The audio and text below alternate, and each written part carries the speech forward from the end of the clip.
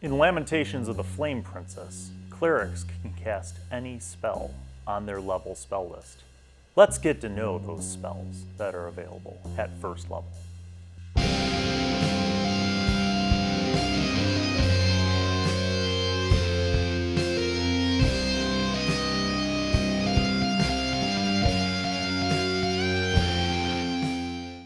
Alright, first of the first level spells is Bless.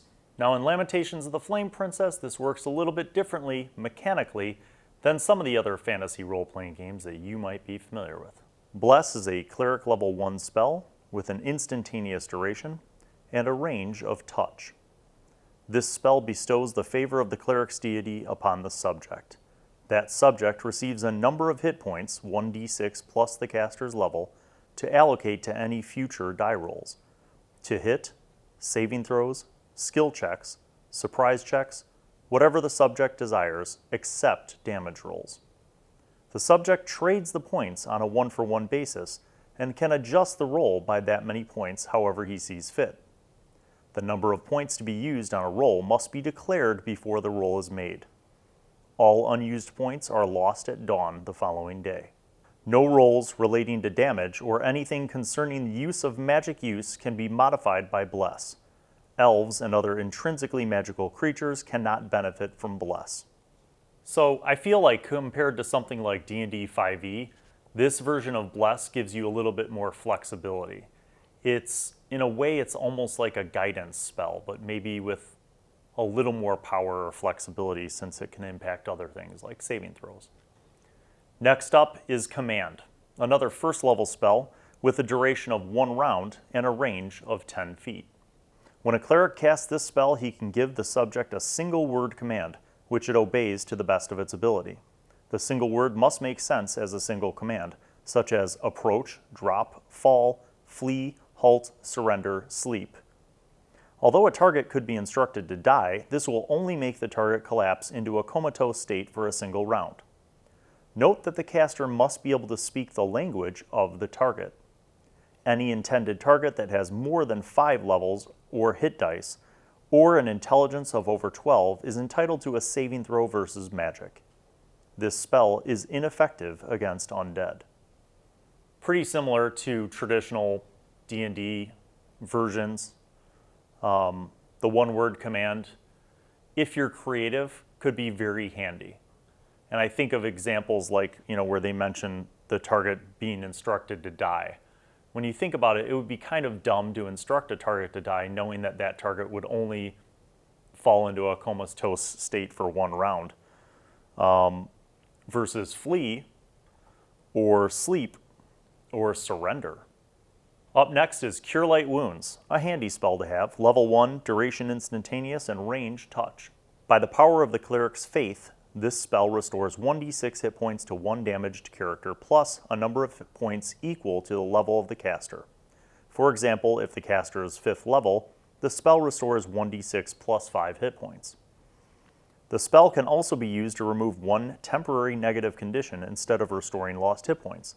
For example, if a character is paralyzed, stunned, or blinded for a set period of time, then this spell will remove any of these conditions. It will not work on permanent conditions, and only 1 condition or damage can be treated per casting of the spell. Recipients of the spell can only be restored to their normal maximum hit points and no more. Any excess restored points are lost. The reverse of this spell can only be used to inflict points of damage. So that is definitely a different variation on Cure Light Wounds. The idea that it combines the ability to remove any of those mentioned conditions is actually pretty huge. It makes this a very valuable spell to have at first level. Up next is Detect Evil. This is an instantaneous duration with a line of sight range. Evil, for purposes of this spell, is an in-game colloquial term. It should properly be called Detect Chaos. This spell allows the caster to know if anything that is within his field of vision or on his person is chaotic. For the purposes of this spell, chaotic is defined as, but not limited to, undead creatures, any extra-dimensional or extra-planar creatures that are not specifically powers of law or angels, any creature with innate magical abilities, including magic users but not clerics, artifacts, symbols, or sacred places dedicated to evil gods and supernatural creatures incapable of being good. Mortal creatures, physical objects not directly connected to evil deities, traps, poison, or places where great atrocities have taken place are not considered chaotic or evil for the purposes of this spell. It detects supernatural disturbances, not ill intent or foul deeds. Curiously, this spell does not detect magical items or effects. The reverse of this spell, Detect Good, detects law instead of chaos.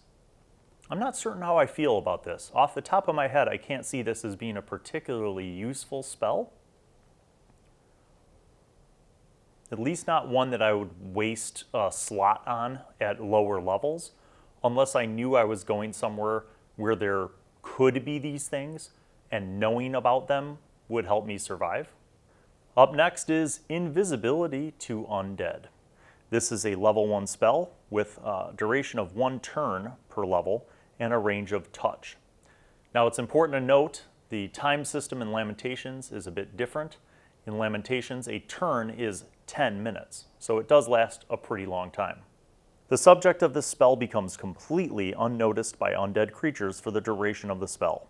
Undead creatures cannot see, hear, or smell the subject at all for the duration of the spell, or until the subject does something to intentionally gain an undead creature's attention, including attacking. This breaks the spell completely, with all undead in the area being then able to sense the subject. The reverse of this spell, Undead Attraction, causes all present undead to ignore all living beings other than the subject until the subject is dead or until one of the ignored beings attacks the undead.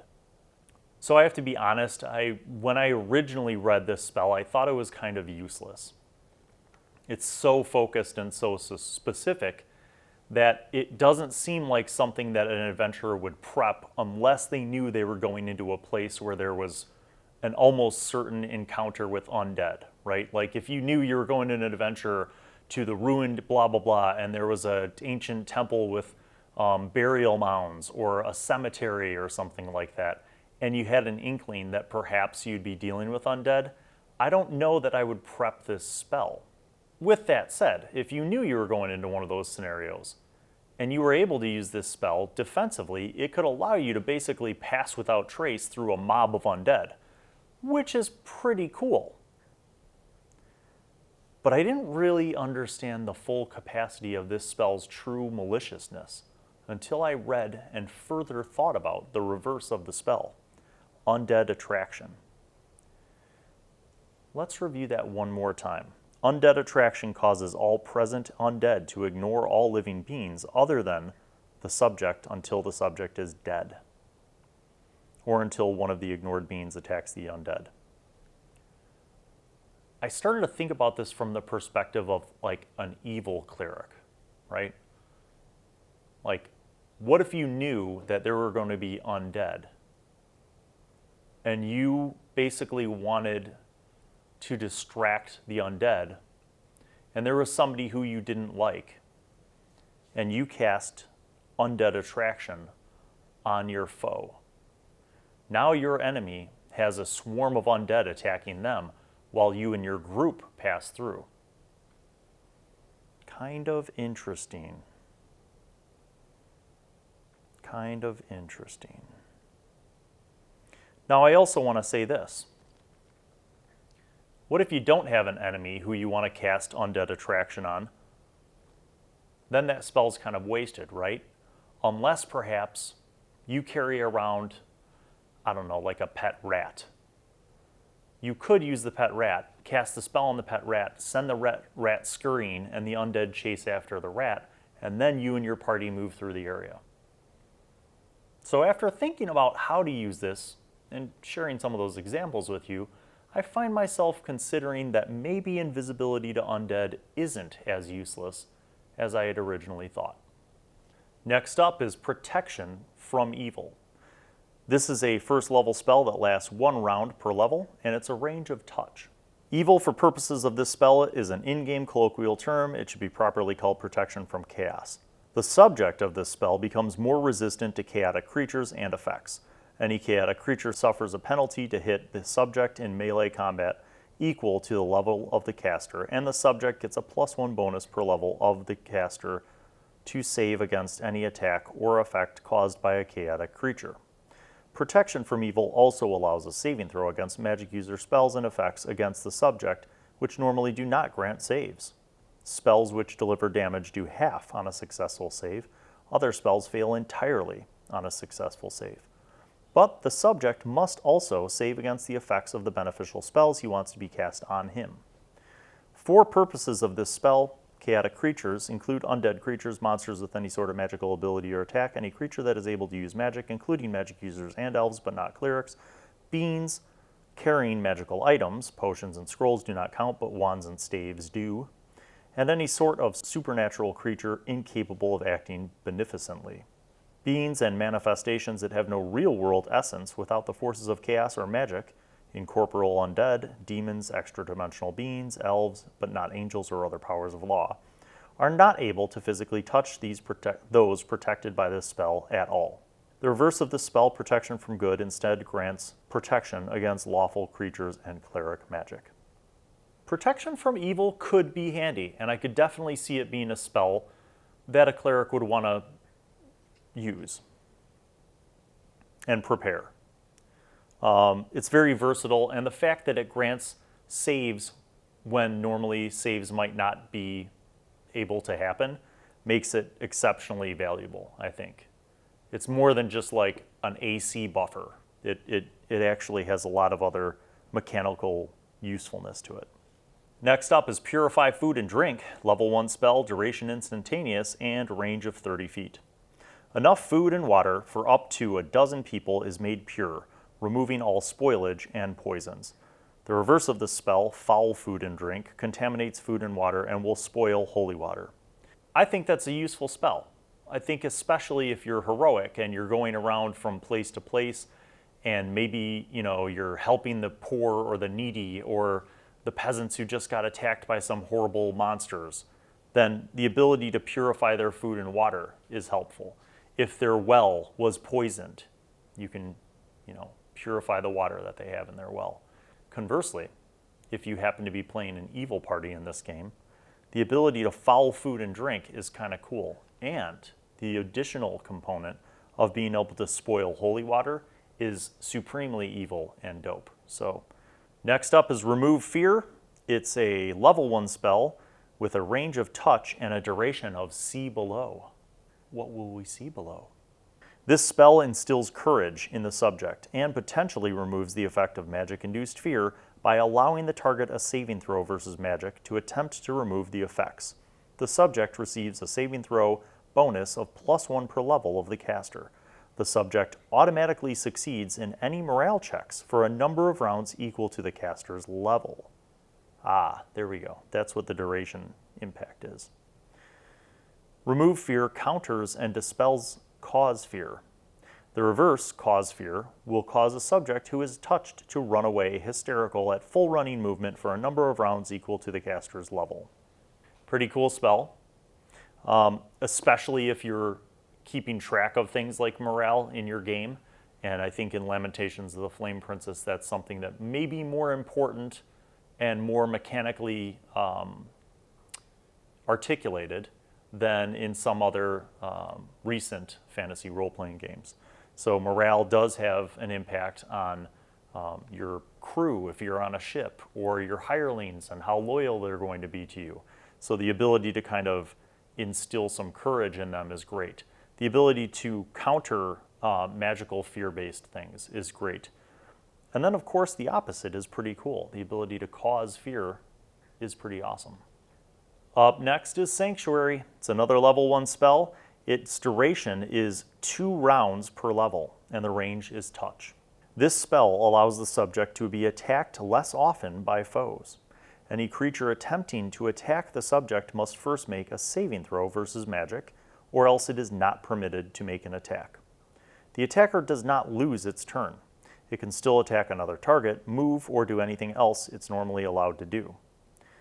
This restriction applies to area effect attacks as well, unless there is another target within that area. The spell ends immediately if the subject makes any violent or offensive action. So Sanctuary is a pretty useful spell, I think, in most games. What I kind of find rough with this one is that it only lasts 2 rounds per level. So if you cast this at first level, it lasts 2 rounds. That's like 12 seconds. And 2 rounds is not a lot of time to blow an entire spell slot. Maybe if it was, 5 rounds per level or something like that, that might make more sense.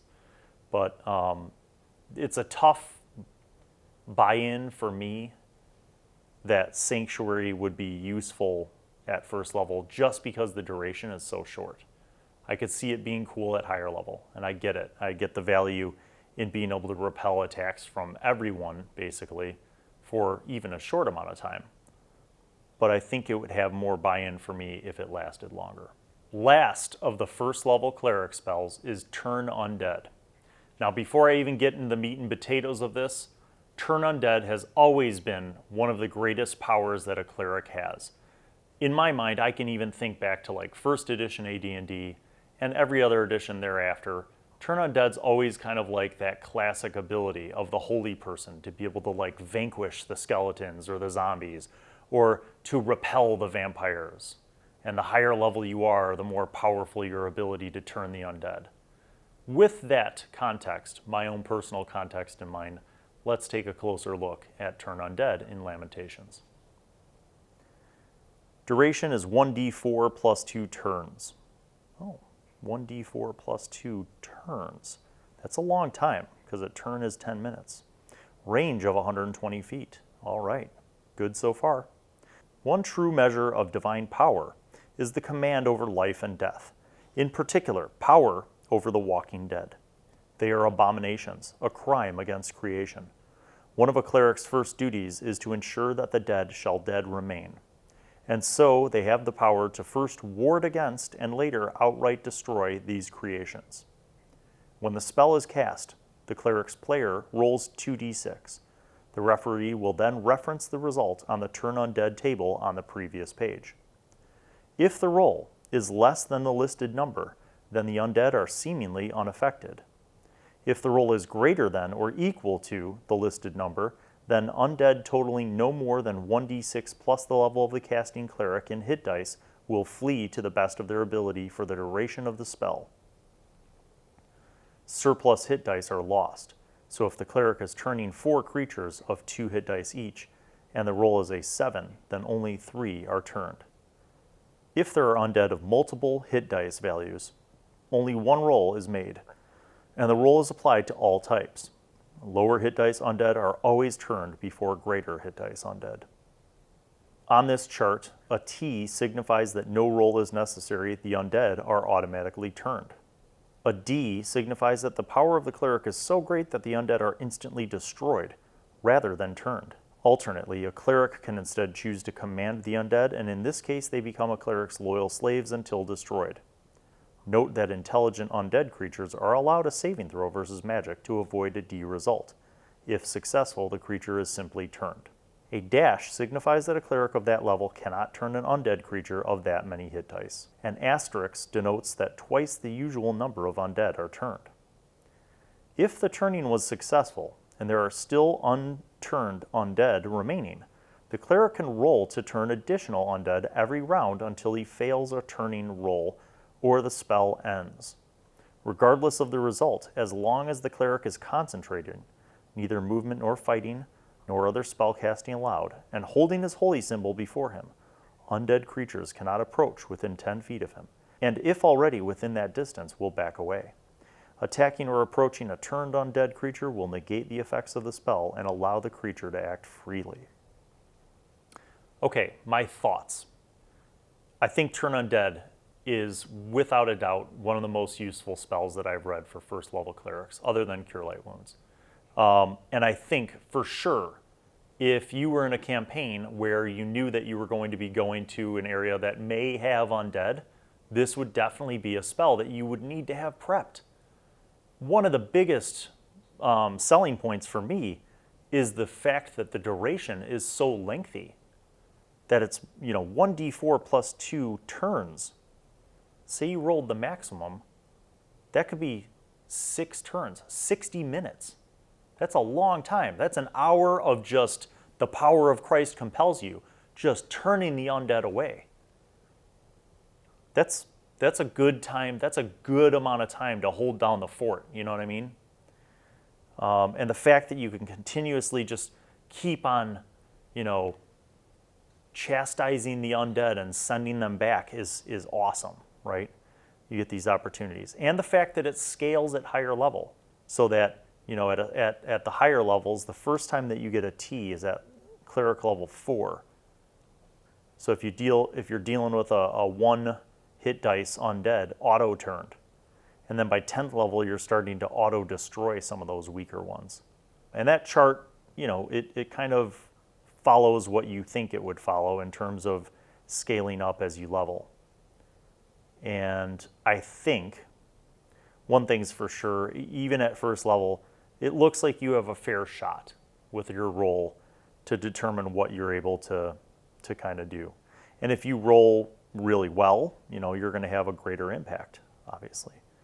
The one thing that I question, though, is why isn't there more of a mechanical impact of a higher wisdom modifier on these things?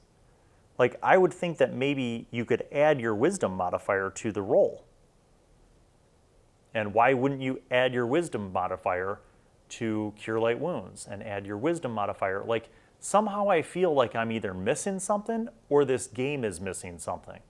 But it seems to me that if wisdom is the most important attribute or ability score for a cleric, it should directly impact their spellcasting a lot more. So, if I'm wrong and it's supposed to do that, please, in the comments, let me know. Or if I'm missing something, please, in the comments, if you know how this works better than I do in Lamentations, please clarify for the community. But this has been an interesting little foray into the world of divine magic, and I hope it was entertaining or informative for you, and we'll see you on the next episode.